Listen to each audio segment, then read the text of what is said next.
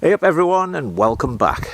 Well, as you can see, we're starting outside today because today is March the 28th and oh, pardon for the road noise. March the 28th, and this is the first time I've seen grass, or in fact any kind of ground except snow, since November the 2nd. So I just wanted you to know, see, blue skies, well look, that the spring is here. But the for certain sign that the spring is here round Richford in New York is because of this. I've got the jag out. I don't think I've shown you this before. This is my, as usual, I'm a little behind the curve. Instead of having a midlife crisis, I had an old age crisis. So I bought myself an XJ6. Only 50,000 miles on it. It's 1986, and it had lived in California and Kansas, I think, where they don't have any snow or road salt. So anyway, let's get in the workshop and start doing something. So let's put some pistons on. Okay, as per usual, put yourself a rag there. You don't want things disappearing down there, particularly piston circlips. So these pistons are marked for the front, and when I first took them off I marked them. They were sort of dirty and with carbon and stuff, so I knew which was the right, the middle and the left one, and then as I cleaned them up I've kept them laid out in order so I didn't lose which was which. So first and foremost, a bit of oil in.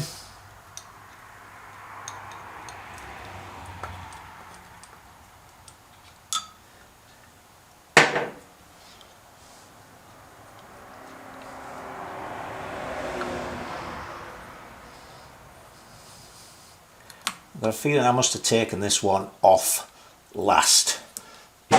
Otherwise I would have thought I'd have taken this circlip out. Or maybe not, maybe it was first because I had space there. No, what are you talking about, dummy? The circlip is on this end. Cracking up, you know. It's the fame that does it. Right. See if we can get this in without it going piang and disappearing.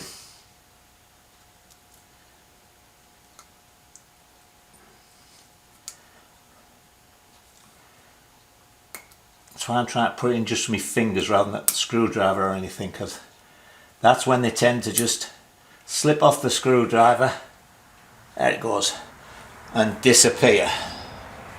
Right, so now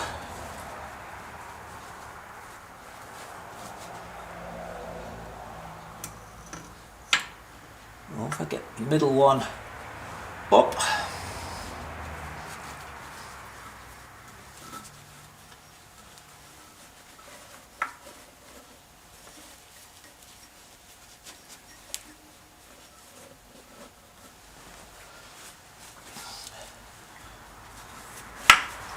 just a little bit of something around there as well. Okay, then the middle one.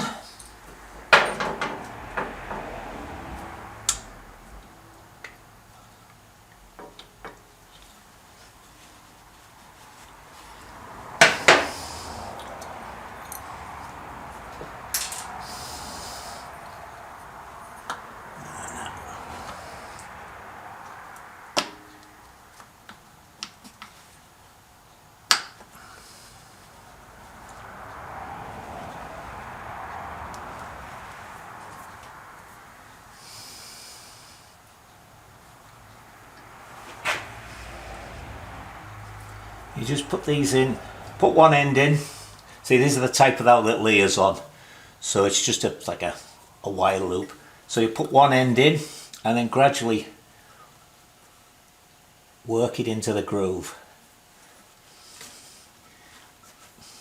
It's difficult trying to do this and keep it so you can see it, but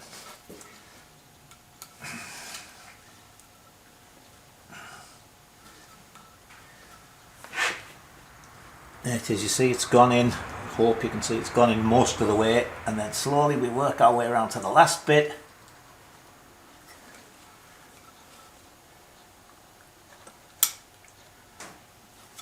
click, and in it goes there. Right, now here's the last one, and we're going to push that in from the other side.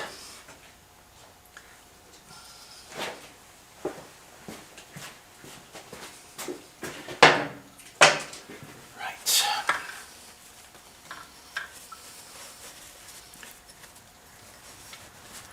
Come on.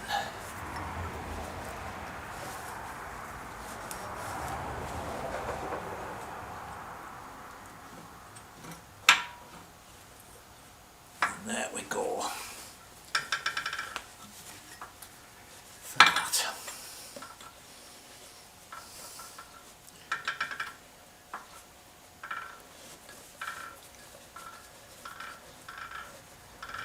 Now this side, we've also got the cam chain hole, so I'll stick something in that. Again, oil.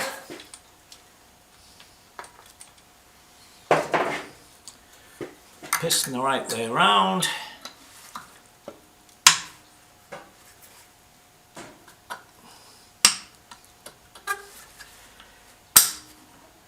Ooh.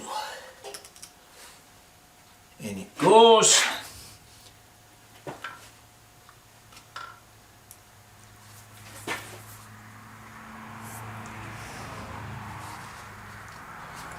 Actually, what does help with these, if you find you can't get in with your fingers, is to get a little bit of dowel.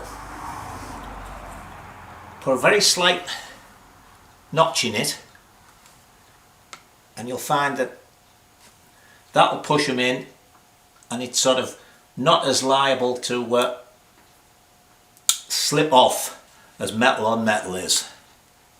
I suppose I should have just made one to show you, but anyway. There we go, 3 pistons on. So the next thing is the barrel. So let me get the bits organised for that. Now, there's a couple of things here of note. There is a gasket, but around the tunnel that the cam chain goes in, there is also an O. Well, it's not really an O-ring because it's not O. It's a rectangular oil seal, rubber seal, and the gasket only goes up to that. But here, there's also 4 dowels, 2 big ones here, then there's a small one in the middle there, and there's a small one back here. And around the dowels, there are these rubber sealers.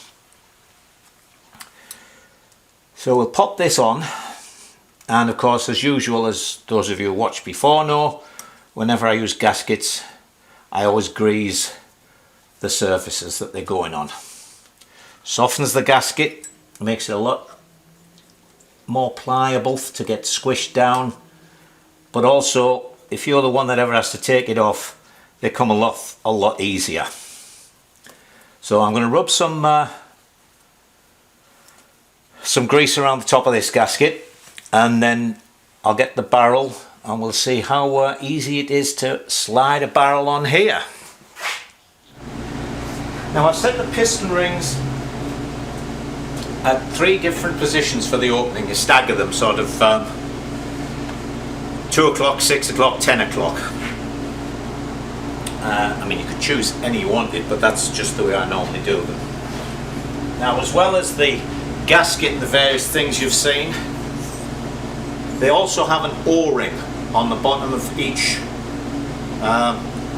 liner. So let's see how we can manage with 3 cylinders and the tensioner for the cam chain.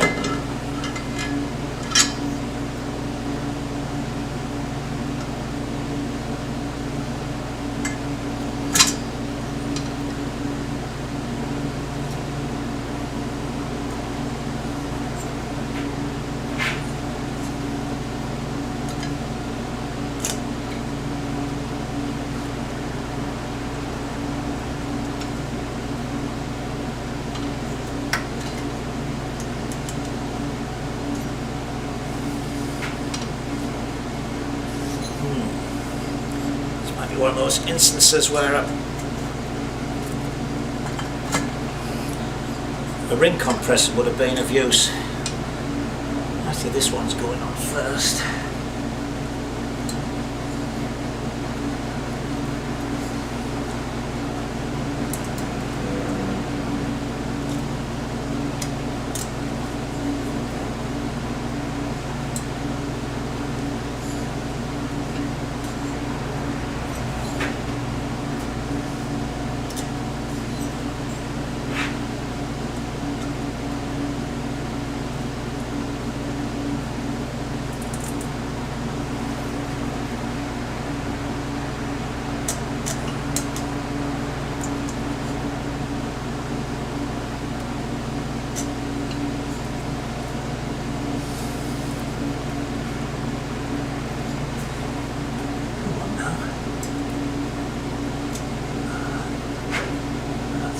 First ring on the ball line.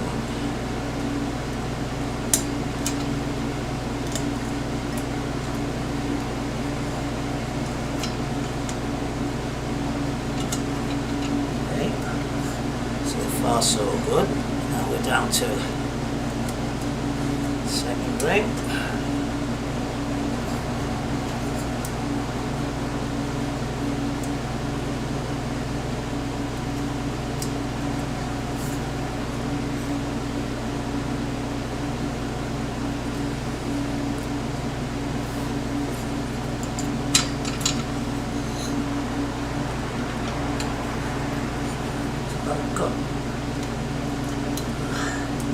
Those two.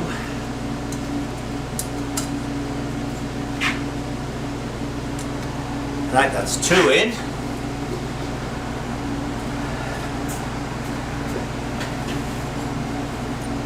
Oh, we've caught the gasket there. Damn!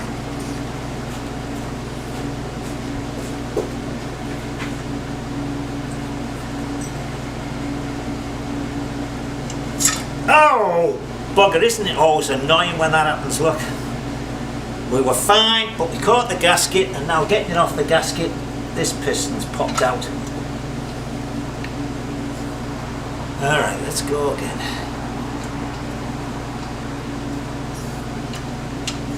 Right, that's the top ring in.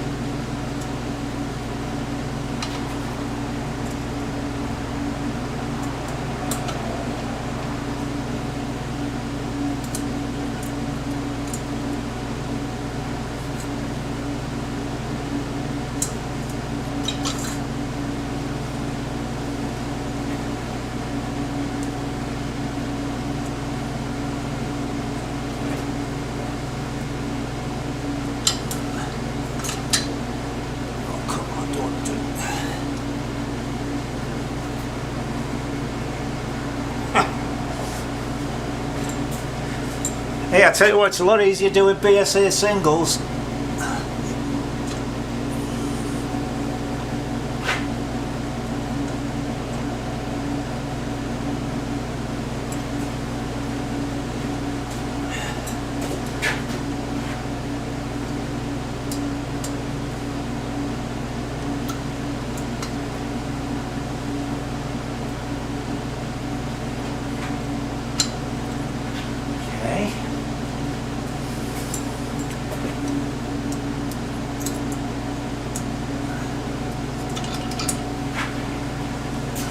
First ring there, middle piston's all the way in.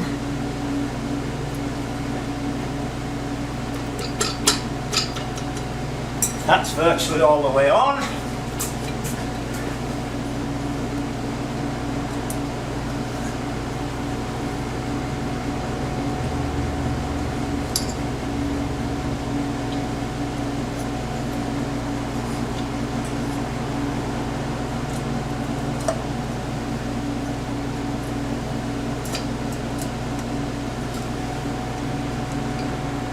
Come on now.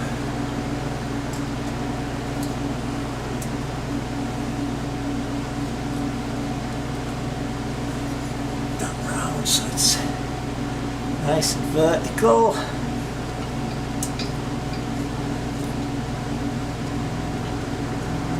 There's the second ring going in.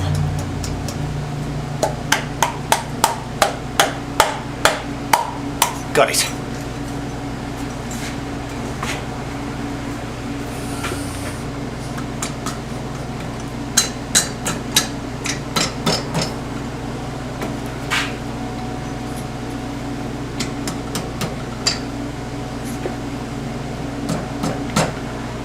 All these rubber things.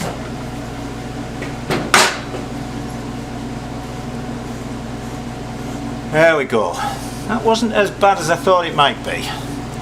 Alright, so as I say, I've put them on because basically that closes off the top. So next we're going to do the clutch, I think. Well, once again I couldn't resist it, so I just popped the head and rocker box and that outer cover on. Definitely looks good in just the aluminium. I'm not really keen on black engines. Anyway, let's get back and do some work. Alright, let's see if we can fit this clutch. Now then, the first thing actually is something we're not fitting. Up here would be this gear, which actually goes inside the cases. It's the kickstart mechanism. That would go in there. This gear would turn that idler gear. That idler gear would turn this, and that one inside there is the, there you see is the sprung escape mechanism, is the kickstart, but we're not fitting the kickstart, so we're leaving that out. I could take this off, but I don't know, I'm going to leave it on. Alright, so we've looked at the book, and the book says we do this. We put a spacer on there. We put a washer on there. We put the clutch centre on. Now the clutch centre, the first plane plate is actually held in by a spring. So that goes in there. Alright, let me see, hang on. The conical spring washer with its convex surface outwards. That's this one, and it's only just convex. That goes on like that. Tab washer and nut. Tab washer. Come on. Tab washer and nut. Now this nut, you may remember, I had to knock off with a punch, so I've repaired the nut.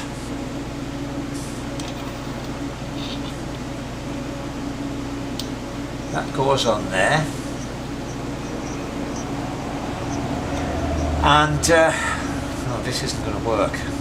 I've just been looking, you know, I've got sort of every size metric thing right up to about 36.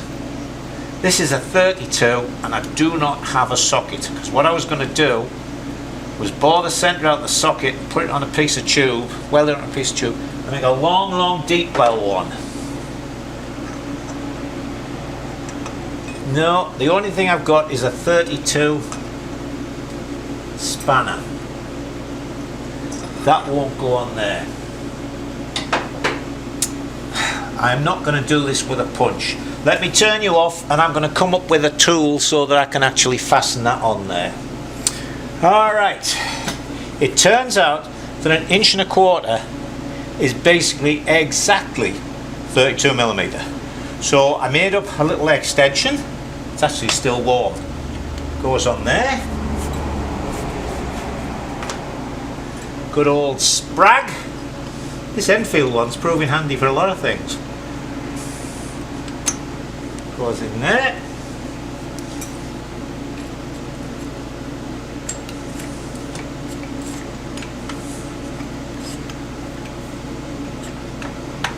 Oh, would you believe it? These things are sent to annoy us.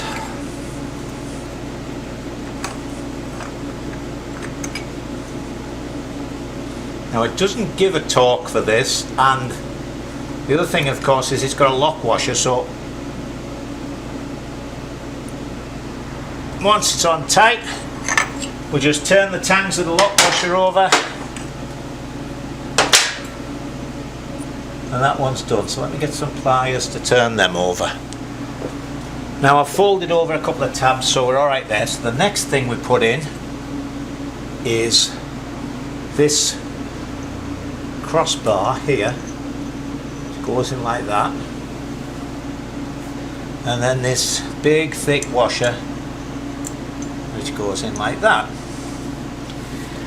And that's what the clutch mechanism is. The clutch push rod pushes from the other side and pushes on that bar, pushes the centre, and that is our clutch opening mechanism. Now the next thing to do then is to put in the plates. Remember, the first plate's already in, held in with a spring, so we put these in. Now there are 3 little arrows here, and the plain plates have a little knob on them, and you put them like that.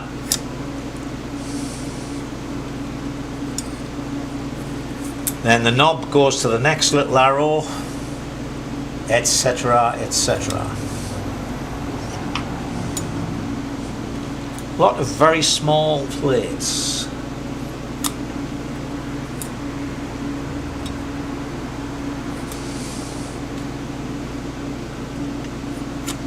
Four.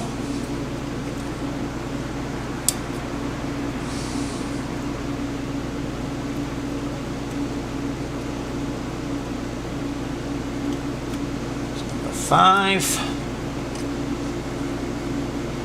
That's number 6, so we're all the way around.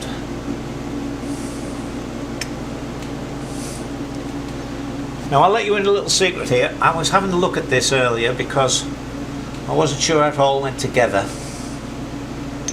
What we have to do now is put the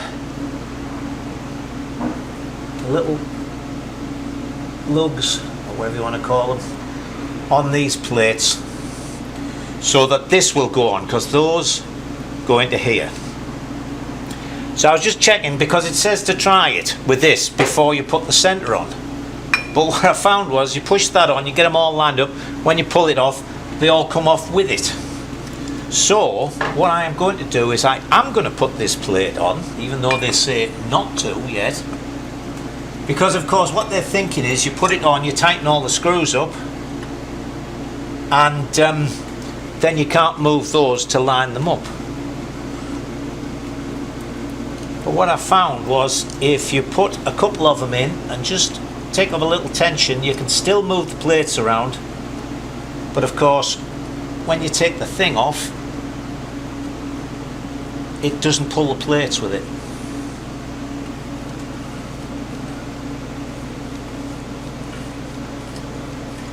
Oh, come on.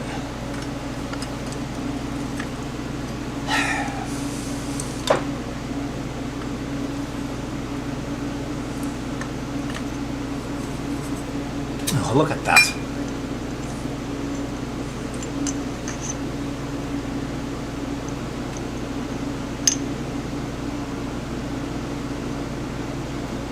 That in. And also, of course, this is going to hold that in there, so I don't see why they tell you not to put this on. Seems to hold everything together. That's more like it, look. Now we can get a few turns on this.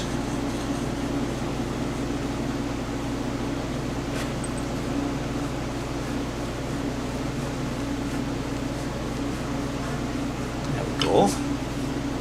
There's one. I'll just put... Oh, hang on, hang on. Oh no, it's... Where is it? Yeah. Look, see, I'm getting ahead of myself here, because you've also got to make sure when you put this on that the little arrow on here lines up with one of those.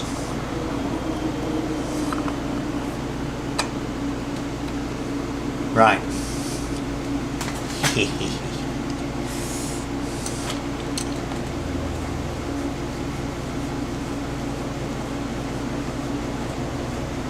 just a little bit of tension to hold everything in place.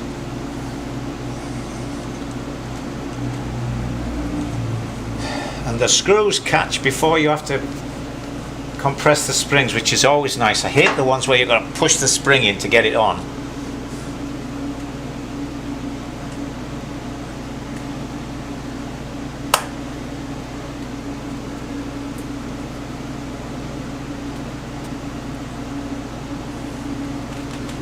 Right, now let's get them lined up a bit. Let's see about putting this on.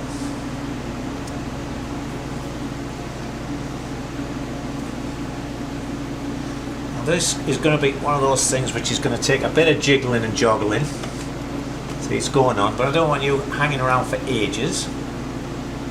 See, I might have put too much pressure on them, those springs. Let's just ease it off a little bit.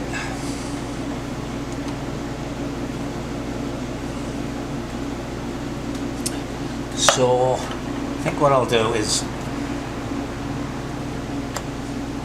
turn you off while I line all these up. I'll bring you back when this thing slides on, and then we'll see about tightening the other ones up.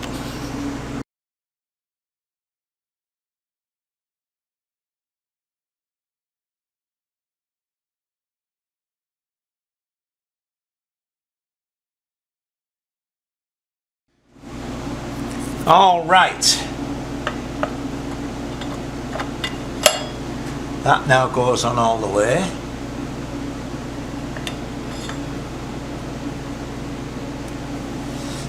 So let me screw the rest of these in.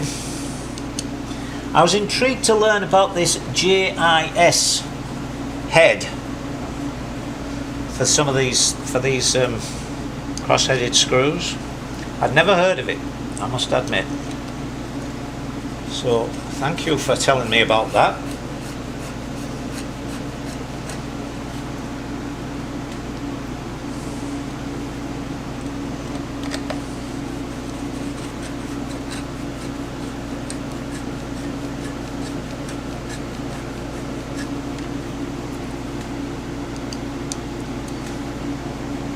I think what I'll do is I'll get a socket to put these on with. They're they look like 10mm. Let's just get that.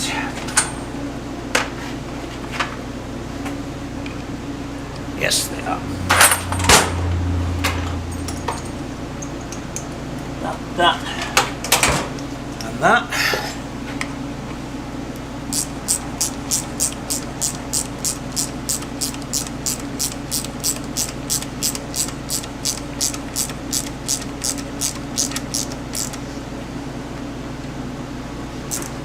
Now we don't have to worry about stripping the heads.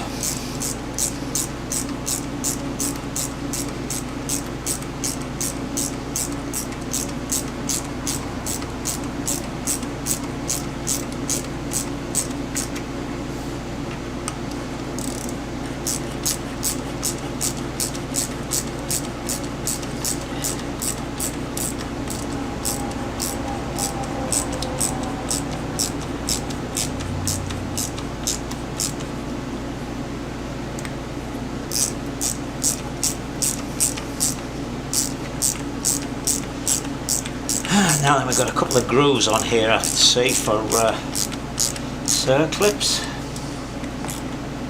spring split clips, or whatever you want to call them. So let's get these all on, and then we'll see if it's all gone together correctly so that the clips will go into their grooves.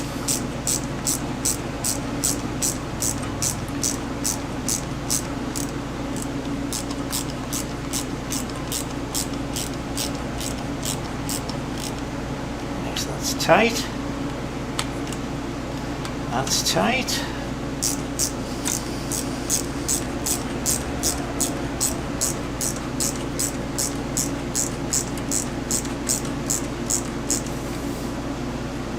That's 3, 4, 5, 6.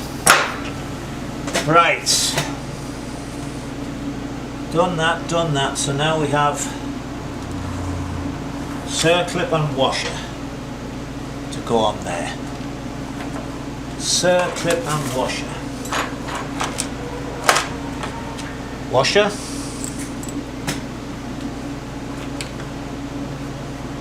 Now we've got all sorts of circlips.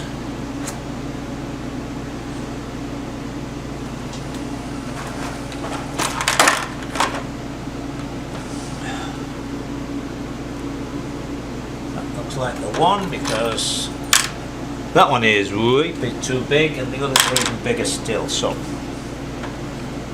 I have two in the little box from the clutch. It's got to be one of them.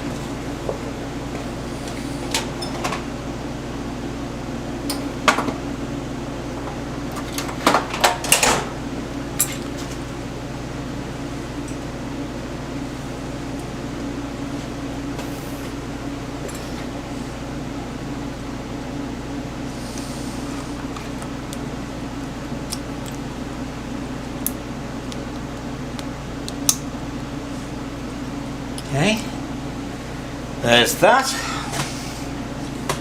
So we've done that. Now what does it tell us to do? Now we put this on. There we go. Put a little bit of oil on that, because this has it has a couple of little bronze bushes in here. So we'll lube them, so that goes on, and that should go on all the way, which it does. And I can see the circlip groove for there.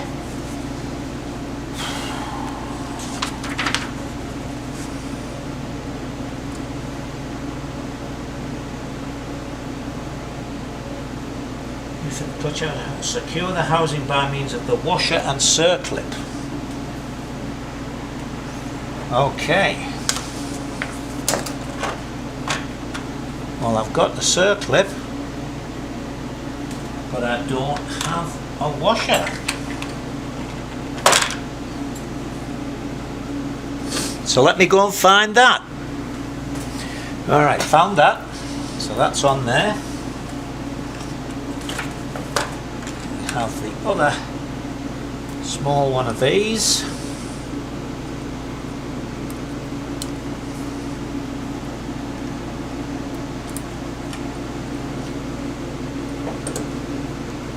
Right, that's that.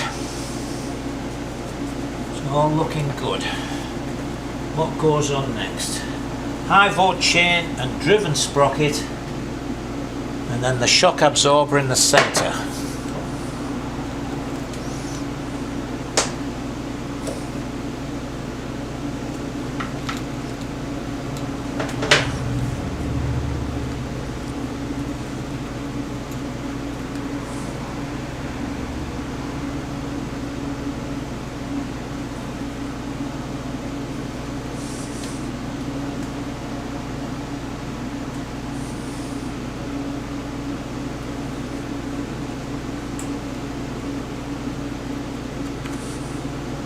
Okay. So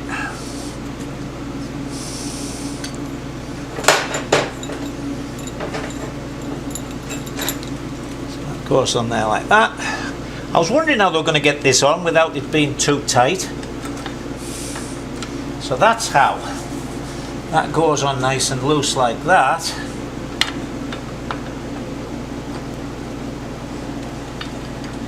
And then that bit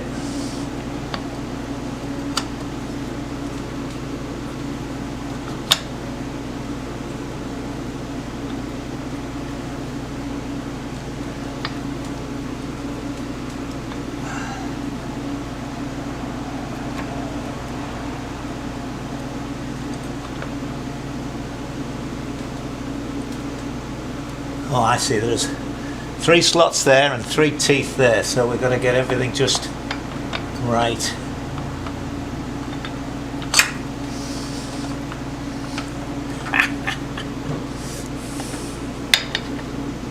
Gonna have to get myself an apprentice.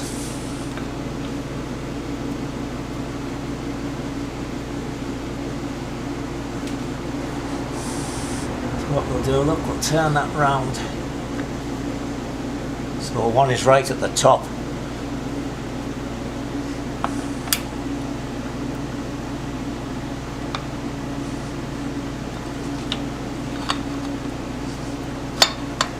And on it goes. Way. Retained by means of the final circlip.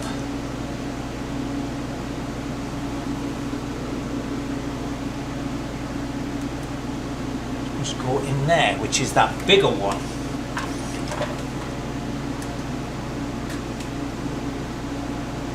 Yep, and the picture shows this type of circlip, so we're in business. Well, we are if we can get it on.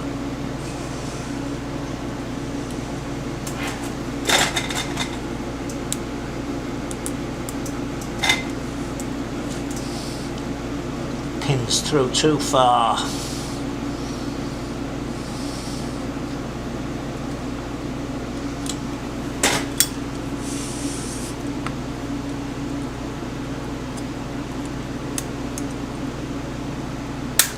Boink!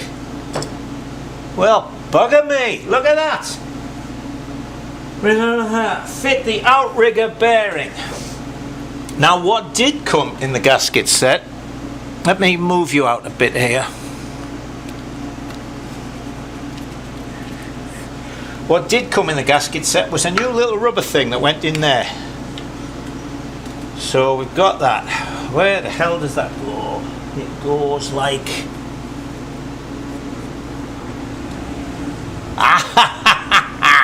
Excellent! I thought I was two dowels missing. One there and one somewhere else. There. Can you see that? Yep. And look, there they are on the back.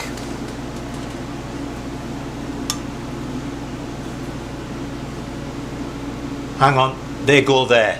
So that one comes out of there, goes in there, and then those two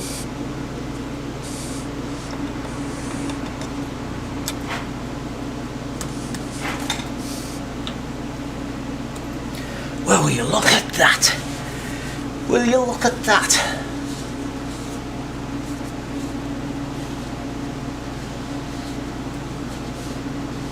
Now the clutch push rod, which is this weirdo thing, comes in from the other side because we have also a little ball, and that is going to go up behind that cross rod. So very good. So I guess all we've got to do now is put this gasket on, and then we can put the outer cover on. Well, well, well, well, well, would you credit it? Okay, let me get ready for that. Right, now then we can put the outer cover on. And see, put the bolts in. You were all thinking, I bet he's going to forget those bolts, but as you know, and as I keep telling my wife, I never forget anything. Alright, I've put the gasket on, greased both sides. It's another handy thing with grease on the gasket actually. When you have a vertical one, it holds it in place. I've also put the little aluminium plug that I made for where the kickstart shaft goes, polished it up a bit. I've just been thinking about this, you know, and there's a matching thing there. I'll bet you when that's squashed up, what it's for is so that when the oil's splashing around in there, you get a little sort of reservoir there to keep that bearing lubricated. I'm sure you all realise that, but okay, so let's pop this on here. You know, they don't say pop on here. It creates some sort of levity when I'll say to people, oh, I'm just going to pop out to do something. So, where are we?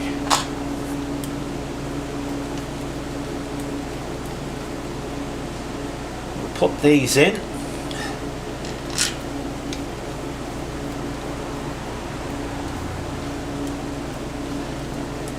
Now we have, I'm only going to sort of put them in backwards from there because there's some long ones that go right through the cover for the alternator, which is what we're going to put on next.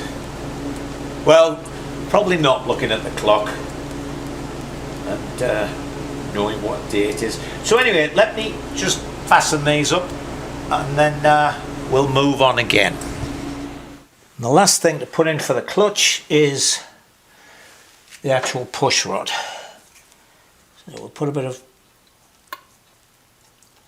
oil in there.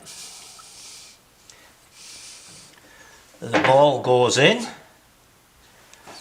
and then this rather strange push rod, which goes in with this end, the rounded end down here.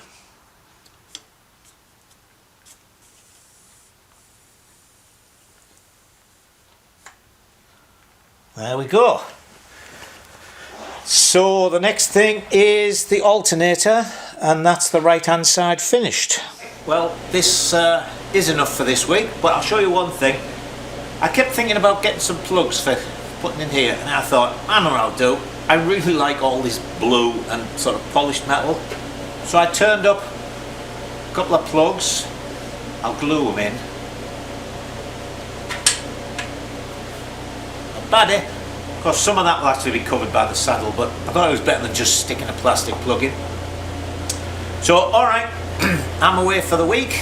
Well, I'm not going anywhere, but I mean, I'm done for the week, I should say. So, off you go and enjoy yourselves.